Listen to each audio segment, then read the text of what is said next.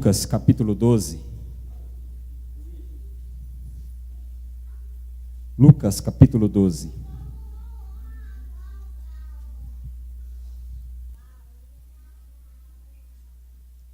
Lucas 12, verso de número 13.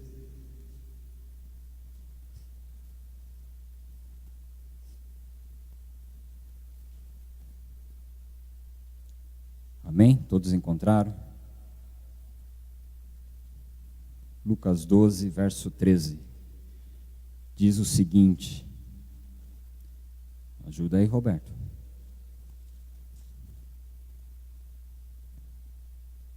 Ajuda a esposa aí.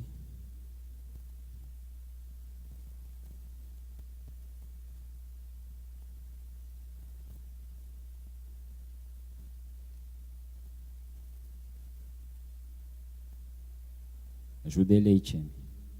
Acho que é mais fácil. Amém? Diz o seguinte.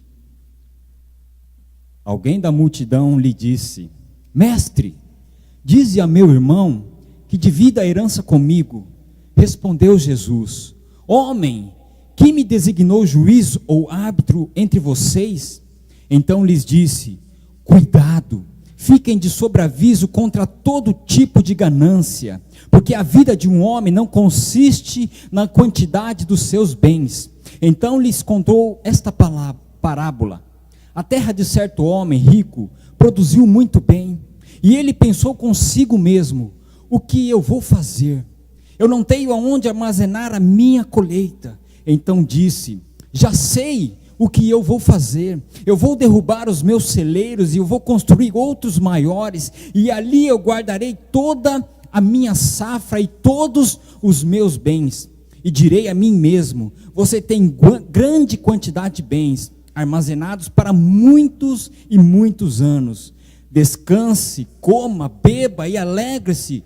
Contudo, Deus lhe disse: insensato, esta noite a sua vida lhe será exigida, então quem ficará com o que você preparou? Assim acontece com quem guarda para si riquezas, mas não é rico para com Deus. E dirigindo-se aos seus discípulos, Jesus acrescentou: portanto eu lhes digo, não se preocupe com as suas próprias vidas quanto que vocês vão comer, nem com seus próprios corpos quanto que vocês vão vestir. Porque a vida ela é muito mais importante do que a comida e o corpo, mais do que as roupas. Observem os corvos, eles não semeiam, eles nem colhem, não têm armazéns, nem celeiros, contudo, Deus os alimenta. E vocês têm muito mais valor do que as aves. Quem de vocês, por mais que se preocupe, pode acrescentar uma hora que seja a sua vida? Visto que vocês não podem sequer fazer uma coisa tão pequena, por que se preocupar com o restante? Observem como crescem os lírios, eles não trabalham, eles não tecem, contudo, eu lhes digo que nem Salomão, em todo o seu esplendor, em toda a sua riqueza, vestiu-se como um deles. Se Deus veste assim a erva do campo, que hoje existe e amanhã ela é lançada ao fogo, quanto mais vestirá vocês, homens de pequena fé. Não busquem ansiosamente o que hão de comer ou de beber, não se preocupem com isso, pois o mundo pagão é que corre atrás dessas coisas. Mas o Pai sabe o que vocês precisam delas. Busquem, pois, o reino de Deus e a sua justiça, e essas coisas lhes serão acrescentadas. Não tenham medo, pequeno rebanho, pois foi do agrado do Pai dar-lhes o reino. Amém. Até aqui, podeis assentar. Eu estava nessa semana, mais precisamente no dia de quinta-feira. No dia de quinta-feira o pessoal havia marcado para levar as crianças num piquenique no parque. E eu me levantei pela manhã e fui meditar na palavra de Deus antes da gente, sair para esse evento. E eu fui meditar na palavra de Deus e Deus me levou, não exatamente em Lucas 12, mas em Mateus 6,33, que é exatamente esse verso que nós acabamos de ler. Busquem, pois, em primeiro lugar, o reino de Deus e a sua justiça, e as demais coisas elas serão acrescentadas.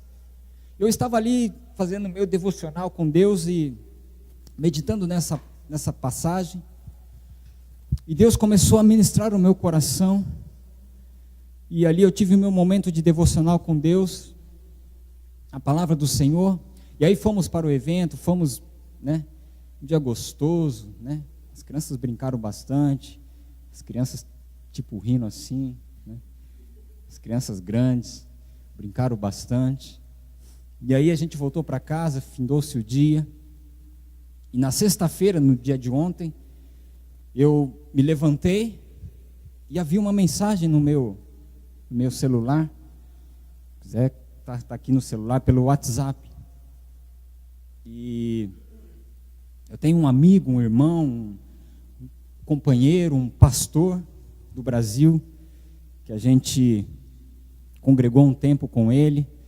e havia perdido o contato com ele, porque ele acabou indo para outra igreja, irmã, foi pastorear essa outra igreja, e a gente não teve mais tanta intimidade, de poder partilhar, as coisas tão perto como a gente partilhava, e a não ser o contato pelo Facebook, e ele com seu ministério de pastorado foi ministrar outra igreja, e depois eu fiquei sabendo que ele, não que largou, mas o chamado dele era outro, o chamado dele era para ser missionário, e hoje ele é missionário, missionário de Cristo, ele está indo para a África, trabalhos missionários dentro do Brasil, em regiões remotas ao Evangelho, e o contato que a gente tinha era assim, estava sendo bem pouco, porque a distância, o tempo vai deixando que a gente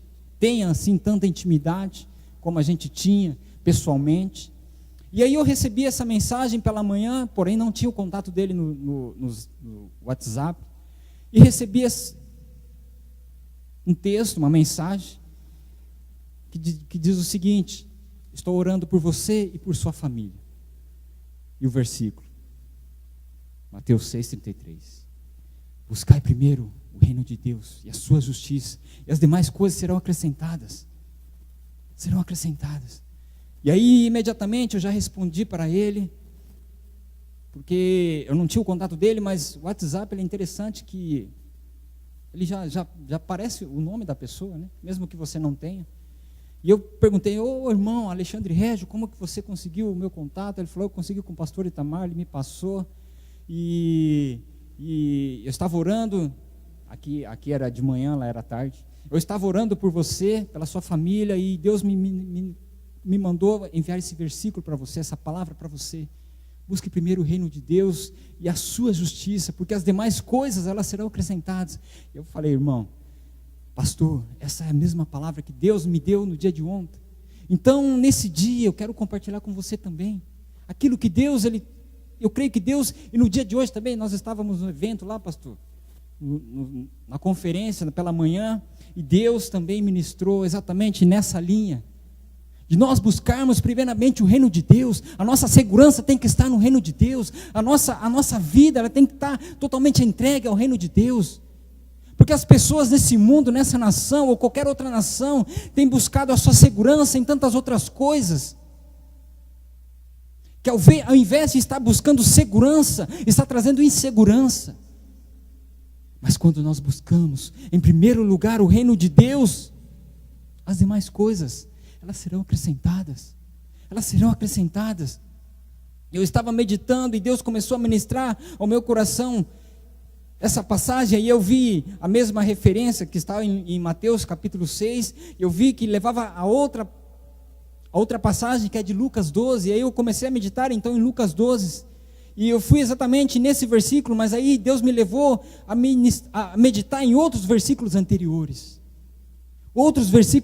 que é a partir do versículo de número 13, porque aqui nós podemos dizer que esse texto em si, que nós acabamos de ler, nós podemos dizer que é um texto 3 em 1, eu não sei se você notou, mas ele é um texto 3 em 1,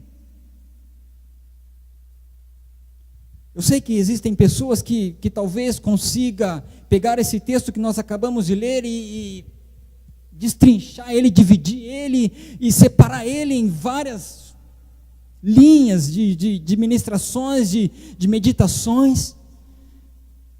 Mas aí Deus me levou a meditar nesse texto por inteiro, nessa passagem por inteiro, em que Jesus ele está caminhando com seus discípulos, com a multidão. O texto diz que de repente se levanta no meio da multidão um homem, um jovem, que interroga Jesus, diz para Jesus: Jesus, o meu irmão, ele quer que eu reparta a herança, ou melhor, ele não quer repartir a herança comigo, ele não quer dividir a herança que eu tenho direito, que por mim é direito. Jesus, o meu irmão, ele não está querendo dividir a herança comigo. O texto, então, podemos dizer que esse é o texto de número 1, que eu falei que são 3 em 1, nós podemos dizer que esse texto é o texto número 1, que vem falar exatamente de uma briga de herança entre dois irmãos. Nós podemos ver que isso não é de hoje que acontece. Nós podemos ver que na própria palavra, já naquele tempo, havia briga por herança. O texto 2 é Jesus falando de uma parábola aos seus discípulos, a respeito do problema que exatamente o dinheiro, ele pode trazer para uma família. Tanto é que é um problema que o texto 2 fala de um homem que ele só tinha dinheiro. Ele só tinha dinheiro. O texto, tem gente que é tão pobre, não sei se vai concordar comigo, é tão pobre que só tem dinheiro. Como assim, irmão? É tão pobre que só tem dinheiro? É. Tão pobre que ele só tem dinheiro. O texto de número 3 é como se fosse um aconselhamento, um aconselhamento de Jesus, uma pastoral de Jesus, mediante ao texto de número 1 e texto de número 2. É como se Jesus pegasse o texto 1 e texto 2 e transformasse numa pastoral, num aconselhamento para os seus discípulos, de como é a dinâmica do reino de Deus, e como é a dinâmica do reino dos homens. E aí os discípulos iriam escolher qual reino, eles queriam ficar reféns. A Bíblia relata, no texto de número 1, que uma grande multidão seguia Jesus e seus discípulos. E no meio dessa multidão apareceu um rapaz, que disse: mestre, eu estou com um problema. Eu estou com um grande problema, e eu preciso que o Senhor resolva isso para mim. Afinal de contas, parece que você é aquele que resolve todas as coisas, é aquele que tem feito grandes coisas, e eu creio que você também vai poder resolver o meu problema. Aqui não é uma parábola. Aqui a Bíblia vem relatar que um rapaz, um homem do meio da multidão, ele chegou para Jesus. Ele disse: Jesus, resolva um problema para mim. Eu e meu irmão, nós temos uma herança, mas ele não quer repartir a herança comigo. Puxa, por favor, Jesus, me ajuda nessa questão, nesse problema. Eu também tenho direito nessa herança. Jesus, meio que de maneira grosseira, podemos dizer assim, de maneira bem objetiva, respondeu: rapaz, eu tenho, por algum acaso, cara de juiz ou cara de árbitro? Será que você está me vendo como um juiz? Como alguém que pode resolver isso para você? Eu sou um pregador, eu sou um pastor, a minha proposta é outra. Eu não tenho cara de juiz, muito menos de árbitro. Mas o interessante é que Jesus, ele não dispensa esse rapaz, esse jovem, com essa pergunta. Ele vai e fala: bom, já que você veio aqui, eu vou te dar uma dica. Tome cuidado, meu filho. Se acautele. Acautelai-vos se guarda, porque eu estou percebendo que você está meio em crise com o seu irmão, está com problema com o seu irmão por causa de dinheiro, por causa de uma herança. Tome cuidado, porque a tua felicidade não pode estar condicionada, não pode estar envolvida a quantidade de bens que você pode conseguir com o seu irmão, com a herança que você tem direito. Você não pode, a sua felicidade não pode estar condicionar a isso. Em outras palavras, Jesus está meio que dizendo, antes de você querer a parte na herança, antes de você querer a sua parte, os seus bens, você precisa fazer as pazes com o seu irmão, você precisa estar em paz com o seu irmão. O melhor bem que você pode ter, não é o dinheiro que está faltando, mas é a amizade do teu irmão, é o carinho do teu irmão, é o amor do teu irmão. Em outras palavras, Jesus está dizendo exatamente isso. Enfim, depois dessa conversa em que Jesus e o jovem, a gente não sabe, a Bíblia não relata realmente o que esse jovem ele foi fazer. A gente não sabe qual foi a decisão que ele foi fazer, se ele foi falar com seu irmão, se ele foi fazer as pazes com seu irmão. A gente não sabe, a Bíblia não vem relatar isso para a gente. Mas aí os discípulos estão vendo essa conversa entre Jesus e o rapaz. Eles estão presenciando isso. E aí agora Jesus então ele vem trabalhar na cabeça dos discípulos. Assuntos como esse. Assuntos que talvez na vida deles poderiam surgir. E Jesus então vem contar, agora sim, uma parábola para os seus discípulos. E a parábola para os seus discípulos é mais ou menos assim, agora não é uma história que aconteceu, um fato que aconteceu, apenas uma parábola.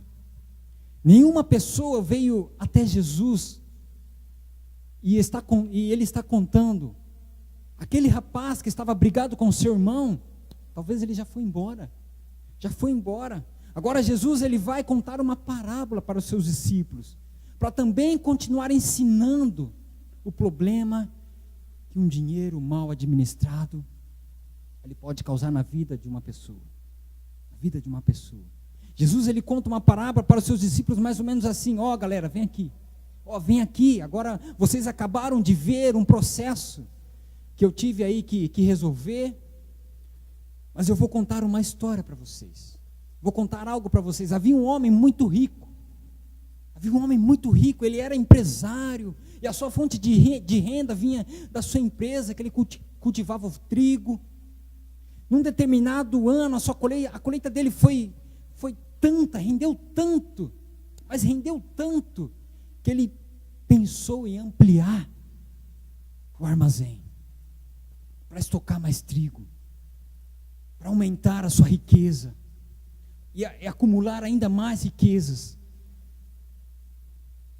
E enquanto o empresário, esse homem, ele pensava no projeto de expansão da sua empresa, Jesus falando tudo isso para os seus discípulos, Deus disse para aquele homem: ei grande empresário, ei grande homem, se você morrer agora, para quem vai ficar todo esse seu dinheiro?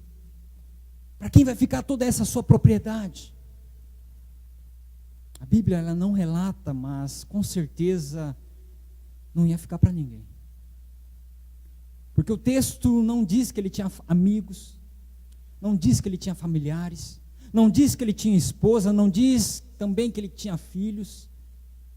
Ou seja, a única coisa que ele tinha de companhia eram as suas riquezas. A única coisa que aquele homem tinha realmente era o seu dinheiro. Que triste. Por isso que eu disse, era tão pobre que só tinha dinheiro. Depois dessas duas histórias, Jesus ele faz o resumo do texto 1 e do texto 2 e vai fazer um aconselhamento, uma pastoral mais direta para os seus discípulos. Ele diz assim: discípulos, Filhos, vem aqui. É comum na vida humana acumularmos muitas preocupações. É comum. Como o que comer, como o que beber, como o que vestir. E o próprio Jesus diz: eu não quero que vocês fiquem alienados a essas coisas. Eu não quero que vocês fiquem pensando somente nisso. Eu não quero. Eu não estou falando que você não tem que trabalhar. Você vai dizer: o irmão lá disse que não precisa mais trabalhar, que não precisa mais fazer nada. Não estou falando isso. Não estou falando que você não tem que mais acordar cedo, acordar de madrugada. Não estou falando isso. Temos que fazer isso sim.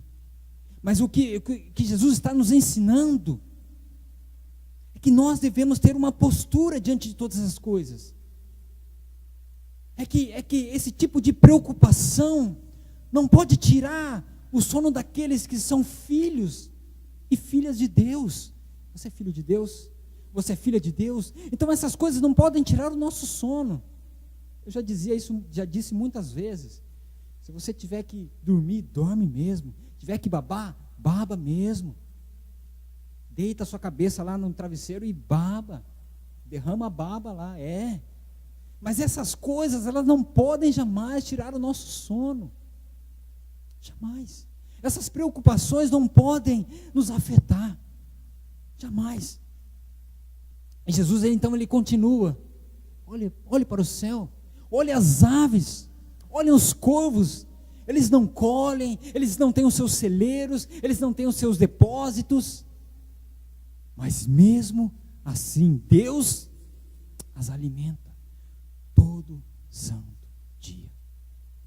Eu fiquei pensando, me perguntando,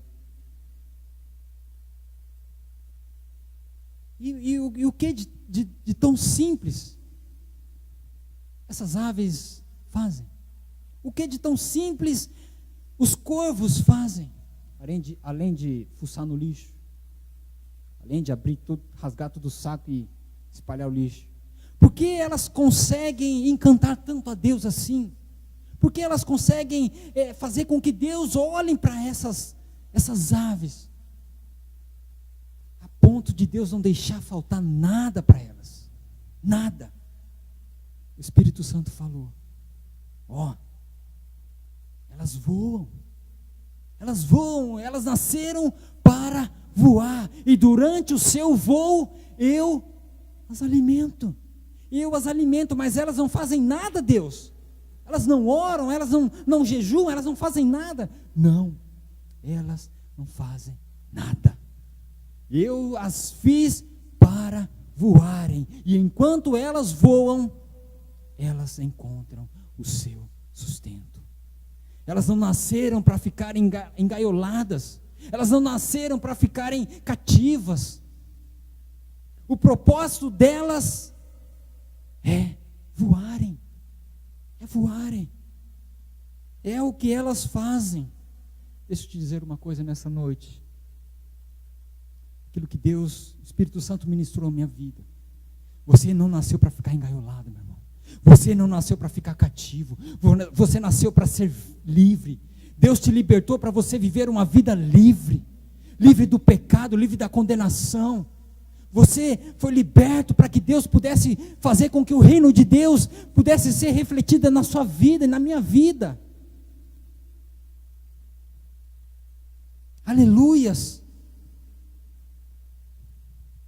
Aí Jesus diz: não, vocês são mais importantes que uma ave.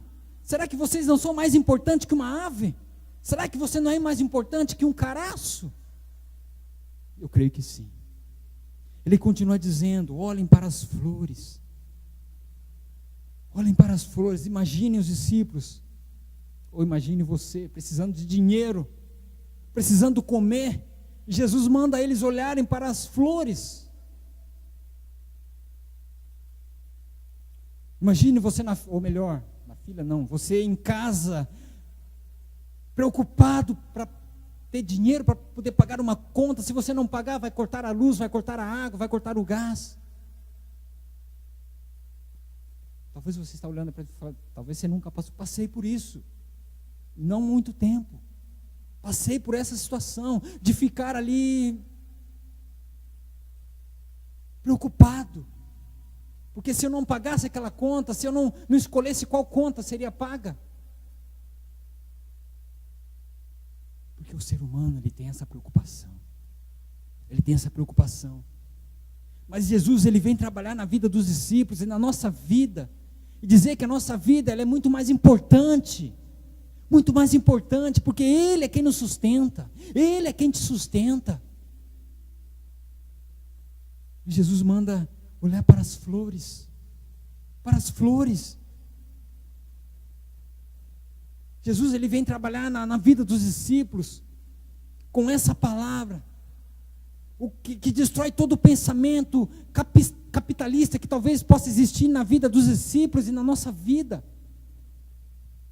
O sentimento de poder querer ter, de poder comprar.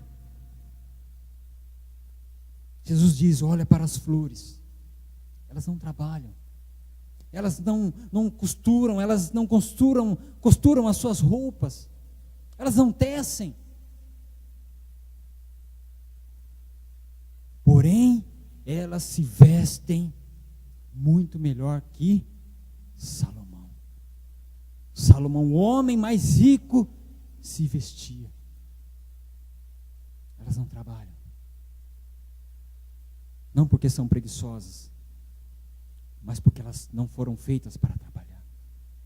Não foram feitas para trabalhar. Elas foram feitas para embelezarem a natureza, embelezarem a vida e por se manterem em seus propósitos. Deus oferece sol e chuva e elas brotam. Elas não saem de um lado para o outro precisando de uma roupa nova, não. O fato de elas florescerem é suficientemente encantador para eu dar chuva e sol. Elas não se preocupam. Elas não sabem nem por que nasceram, mas elas entenderam qual é o real propósito da vida delas: embelezar a natureza. Mas aí você diz: irmão, ok, entendi. Isso para mim não é dúvida nenhuma. Já que eu não vou voar mesmo, porque eu creio que aqui ninguém, pelo menos acho que ninguém voa aqui, ou voa, a não ser de avião. Acho que aqui ninguém é flor, tanto homem quanto mulher, ninguém é flor, amém? A pergunta é: qual deve ser o nosso propósito nessa vida? Já que nós não somos aves, já que nós não somos passarinhos, já que nós não somos flores.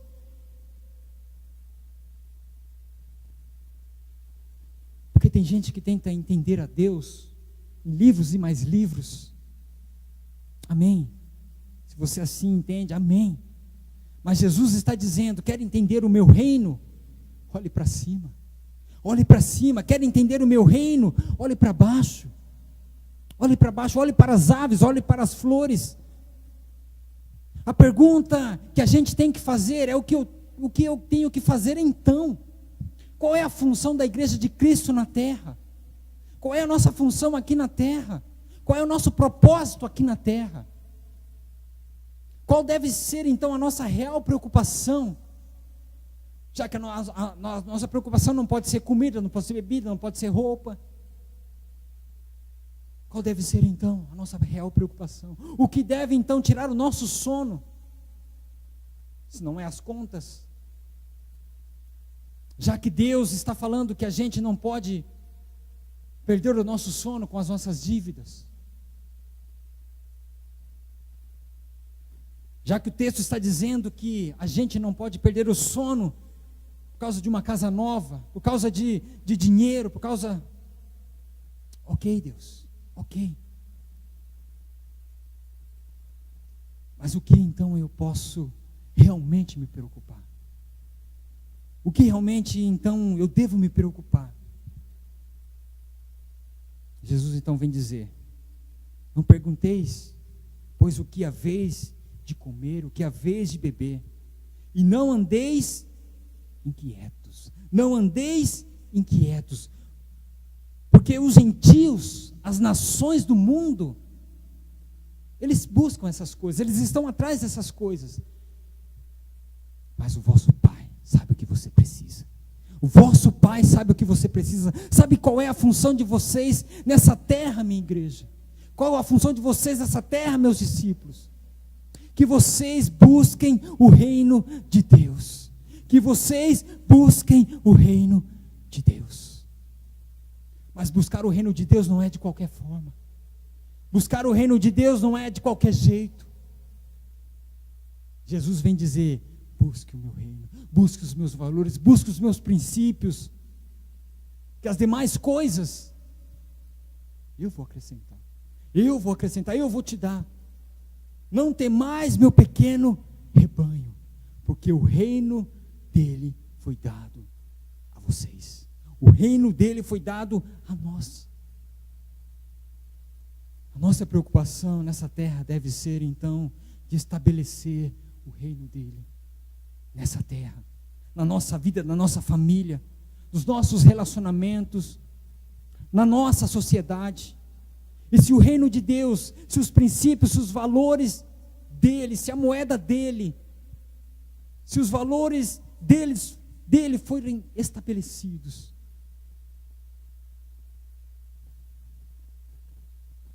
nós poderemos ver a glória de Deus. Nós poderemos ver que Deus realmente, Ele vai acrescentar. Deus realmente, Ele vai dar. Mas para isso, o reino dEle, em primeiro lugar. A justiça dEle, em primeiro lugar. Agora, o que é o reino do Senhor?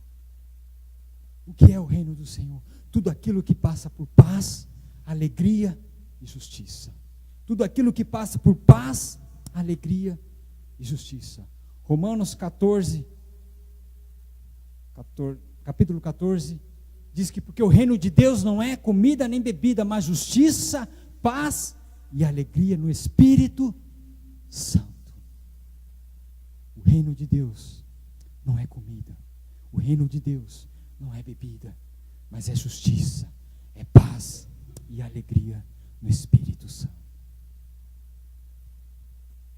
Você quer ver quando alguma coisa não tem nada a ver com o reino de Deus? Você quer ver realmente quando alguma coisa não tem nada a ver com o reino de Deus? Quando promove guerra, quando promove tristeza, quando promove injustiça, não tem nada a ver com o reino de Deus. Está totalmente fora do reino de Deus. Você tem sido um instrumento de paz? Ou você tem sido um instrumento de guerra?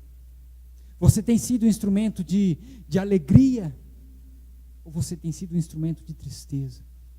Nós temos sido um instrumento de justiça ou instrumento de injustiça?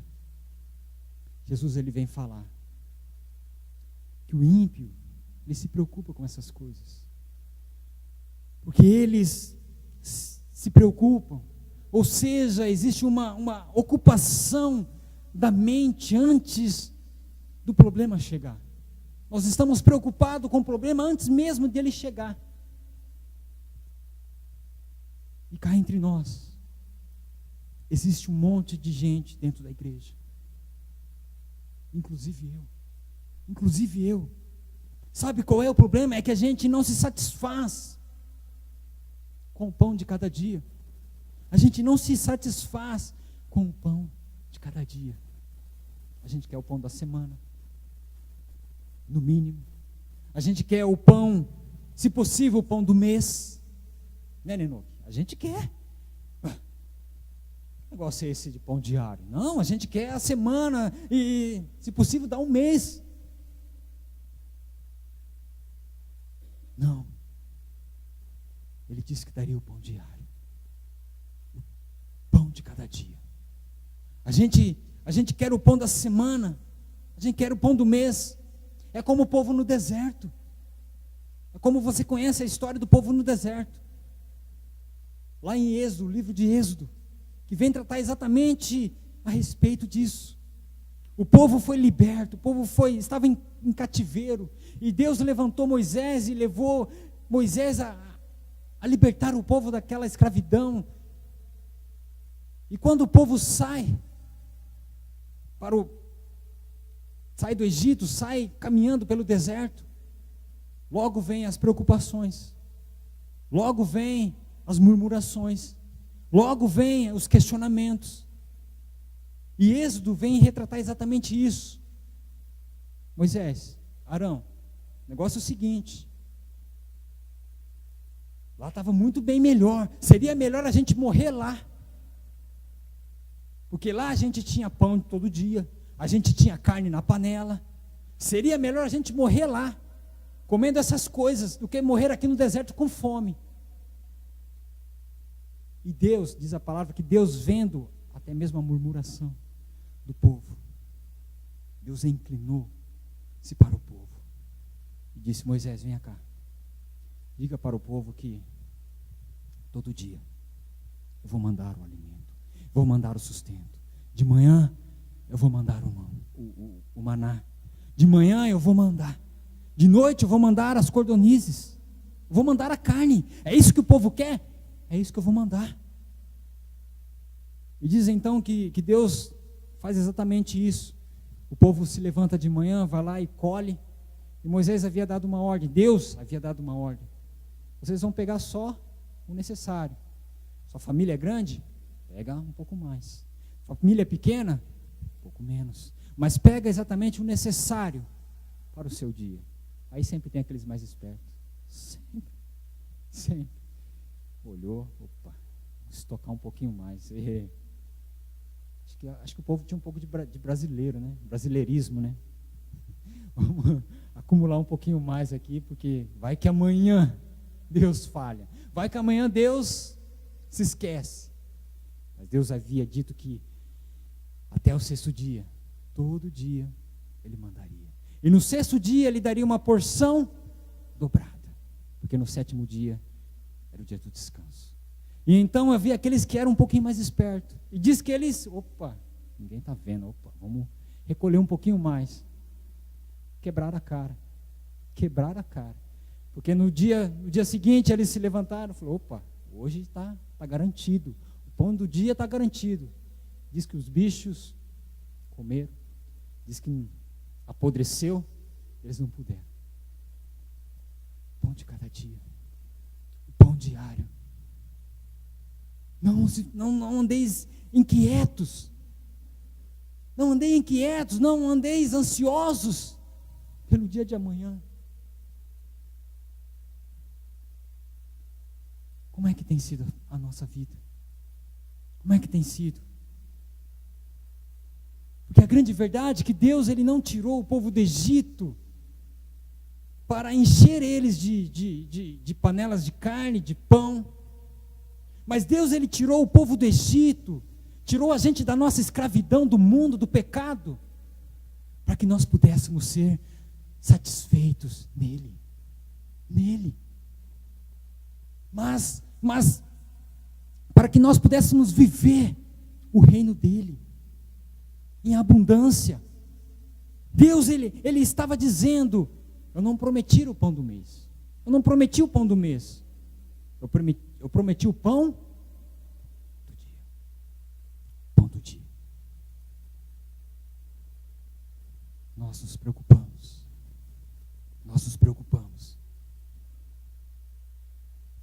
Agora, faltar o que comer, Deus disse que não vai faltar. Jesus disse que não vai faltar. A roupa para vestir, Ele disse que não vai faltar. A água para você beber, Ele disse que não vai faltar. Eu disse que nós passamos por um período da nossa vida, não muito tempo atrás,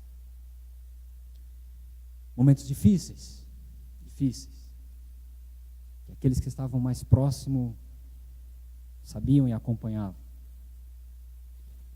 Momentos difíceis de olhar assim para a geladeira e: o que eu vou dar para minha filha? O que eu vou dar para as minhas filhas? O que eu vou dar para o meu filho que é recém-nascido? Naoki.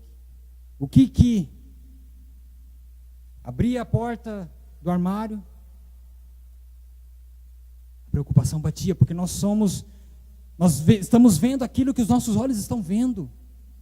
Porque quando nós estamos nessa situação, os nossos olhos não conseguem enxergar aquilo que Deus está fazendo. Porque nós somos, muitas vezes nós somos naturais demais. Nós não conseguimos enxergar o sobrenatural. Mas aí Deus vinha e, de repente, batia o irmão na porta. Nós estamos aqui. Nós viemos trazer essa cesta para vocês. Nós estamos aqui porque nós queremos ajudar. Não é porque eu merecia, não é porque... Não, mas é porque o reino de Deus tem que estar estabelecido na nossa vida e na vida daqueles que estão ao nosso redor. Porque quando Jesus disse que não faltaria, quando disse que para nós não se preocuparmos com essas coisas, que Ele daria. Mas os nossos olhos, mas a nossa vida, nós não conseguimos crer. Agora, muitas vezes nós precisamos tomar cuidado com aquilo também que nós queremos comer. Porque talvez nós não vamos comer todos os dias o que nós gostaríamos de comer. Né, Rino? Comer picanha todo dia talvez vai ser difícil. Talvez arroz branco e 2 ovos, ou um ovo, um zoião, não sei. De codorna, melhor ainda. Quem aqui já fez essa experiência de querer fritar um ovo de codorna? Não foi só eu. Você bate ele na frigideira, abre ele assim, olha, sumiu, desapareceu, parece mágica, né? Ele vai se encolhendo, você fala, meu Deus, é assim mesmo, né? Mas talvez nós vamos comer todo dia aquilo que a gente desejaria. Para muitos isso é crise, comer um arroz com ovo. Mas para o justo, isso não pode ser crise. Isso não pode ser crise, porque enquanto você está murmurando um arroz com ovo, tem um missionário em algum lugar desse mundo, dessa terra, que nem isso não tem para comer. Nem isso não tem para comer. E aí você fala, opa, então está tudo certo. Então está tudo bem. Então eu tenho que glorificar a Deus, tenho que dar graças a Deus. A promessa de não faltar o alimento não é o alimento do luxo, mas é a base, não é a comida que o senhor estava compartilhando comigo hoje, pastor, comida de rico, talher para todo lado, mesa cheia de talher, a hora que chegou a comida,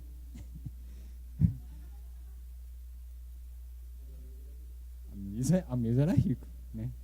Mas a comida de rico mesmo, só deu uma garfada e já foi. Não é essa comida. Não é essa comida. Talvez nós não vamos nos vestir todos os dias com a roupa que gostaríamos de vestir. Na cabeça de muitos, isso talvez traz revolta.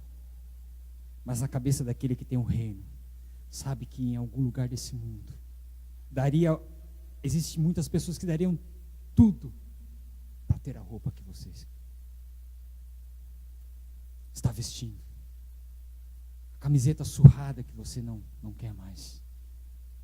E a gente está exigindo de Deus uma Calvin Klein, uma Hollister, sei lá, as marcas que existem aí, eu nem estou por fora, essas que eu conheço. E eu estou, não, mas Deus, eu estou dando dízimo, eu estou fiel, meu irmão, é nós que devolvemos a Deus, é nós que devolvemos o dízimo. É você que devolveu o dízimo, e não Deus que tem que devolver para nós. Os valores do reino são totalmente diferentes do nosso, do reino dessa terra. O que Jesus está ensinando aqui é que quem prioriza o reino de Deus e a sua justiça está mais preocupado com a amizade do seu irmão, com o amor, com o carinho do seu irmão, do que a herança da família. Meu pai faleceu pouco mais de 2 anos atrás. Sofri muito, muito. Ainda mais estando longe, distante. É um sentimento assim, difícil, né? E aí, depois da morte do pai, tem que fazer o inventário, tem que fazer tudo aquilo lá, né? Enfim, tudo aquilo que o pai deixou. E todo esse processo, e meus irmãos, minha mãe deu entrada lá no Brasil, e tá para sair, né? Tá para sair o inventário do pai. E há um tempo, 2, 3 meses atrás, minha irmã me ligou perguntando, né, como é que, se eu tinha ideia de como ia fazer. O primogênito tem que tomar a decisão. Falei, deixa comigo. Se eu tinha ideia, né, daquilo que seria feito, enfim, né, essa conversa que não tem jeito. Chega um momento que vai ter que... Eu disse, olha, irmã, o negócio é o seguinte, eu não quero nada. Talvez você olhe para mim e fale, o quê, irmão? Você não quer nada? Eu não quero. Falei para minha irmã, eu não quero nada, nem um centavo. A minha parte eu dou para a mãe. A minha parte eu entrego para a mãe. Porque eu falei para minha irmã, irmã, eu não sei o que você pensa, o que o meu irmão pensa, o que o Paulo vai pensar, mas o pai, ele trabalhou tanto, ele se esforçou tanto. Meu pai ele dizia, quando estava filho, isso que eu vou deixar para vocês não é muito, né? Não é muito o que o pai conseguiu, mas é para vocês. Isso é normal, é para vocês. Quando o pai ele tem os seus filhos, tudo aquilo que ele conquista é visando o futuro dos filhos, é o bem dos filhos. É ou não é? É assim, é exatamente assim. Mas eu disse, irmã, eu não quero nada, não quero um centavo, não quero nada. A minha parte, deixa tudo para a mãe. Porque tudo que o pai fez, ele fez por nós. Eu sei que ele fez isso por nós. Mas eu penso que seria injusto de pegar tudo isso, dividir tudo o que tem que dividir e... Não. A minha parte, enfim, eu sei que tem que fazer essa divisão, tem que fazer, não tem jeito. É assim mesmo. Mas dividiu, ok. Não quero um centavo. A minha parte vai ser tudo para a mãe. Eu não quero nada, eu não desejo nada. Aí você diz, irmão, então dá para mim que eu quero. Dá para mim que eu quero. Não. Quando nós temos o reino de Deus bem estabelecido na nossa vida, quem prioriza o reino de Deus, a sua justiça, Deus disse que Ele não vai deixar faltar nada. Tudo aquilo que o meu pai conquistou para a gente, eu sei que ele fez isso por amor. Eu sei que ele fez isso. Mas eu não quero nada dessa terra, a não ser aquilo que vem de Deus, a não ser aquilo que vem do Pai. Quem tem o reino de Deus e a sua justiça está muito mais preocupado em deixar um legado do que deixar uma herança. Um legado para os filhos, do que uma herança. É lógico que a gente tem que deixar alguma coisa para os nossos filhos. Não podemos deixar os nossos filhos aí também, né? Não. Talvez os meus filhos, quando eu bater as botas, talvez vão pensar diferente do que eu penso hoje. Mas esse é o legado que eu vou deixar para os meus filhos. É isso que eu vou deixar para os meus filhos. É o ensinamento que eu vou deixar para os meus filhos. É exatamente isso. Quem prioriza o reino de Deus e a sua justiça é conhecido no reino, é conhecido no céu como alguém que mais agradece do que pede. Mais agradece do que pede. Para a gente ir encerrando, para pensar um pouco na sua vida. Para pensar um pouco. Está faltando alguma coisa? Está necessitando de algo? Não, mas irmão, é porque não é você que mora de aluguel. Não, mas irmão, é porque não é você que sente falta do carro. Mas ele prometeu isso. Me fala qual é a Bíblia que ele prometeu casa, prometeu carro, prometeu. Ele prometeu que ia cuidar de você todos os dias. Ele prometeu que iria cuidar de nós todos os dias, até consumação dos séculos. O problema é que muitas vezes nós vamos criando expectativas erradas a respeito de Deus. E Deus muitas vezes vai frustrando muitas coisas. E aí nós dizemos, Deus não está abrindo as portas lá na Missão Apoio, sabe como é que é? Eu vou procurar outro reino. Será que o reino de Deus está realmente estabelecido na gente? O que será que está faltando para a gente? O que será que está faltando para a gente com sinceridade? O que tem faltado para a gente? O que será que está faltando para você hoje? Não, meu irmão, está faltando uma mansão para mim, uma casa na praia. Aí eu estou... A ave, ela voa. A flor, ela floresce. O Filho de Deus busca o reino. O Filho de Deus busca o reino. Jeremias declara exatamente isso. Buscai o Senhor enquanto se pode achar. Buscai ao Senhor enquanto se pode achar. Invocai-o enquanto Ele está perto. Porque nós temos visto aí, meus irmãos, que está chegando dias em que muitas pessoas, vão querer buscar a Deus e não vão encontrar mais a Deus. Vão querer buscar um homem que pregue a palavra de Deus e não vai encontrar mais. Vai chegar um dia que muitas pessoas clamarão por orações, clamarão por homens de Deus e não encontrarão mais, porque a palavra de Deus está se cumprindo. A palavra de Deus está se cumprindo. Está chegando a última hora. A última hora. Então, enquanto há tempo, busquemos a Deus. Busquemos a sua justiça, busquemos o seu reino.